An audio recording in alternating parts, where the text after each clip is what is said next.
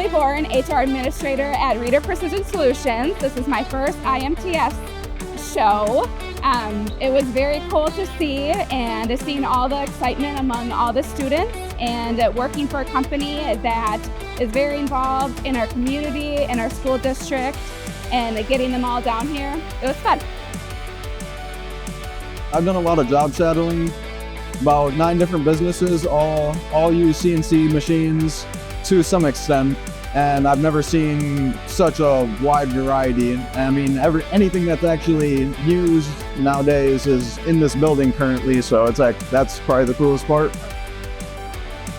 Probably me getting an autograph from that tie-in guy for CNC. I got a picture with him, and then I got an autograph on a shirt and a poster.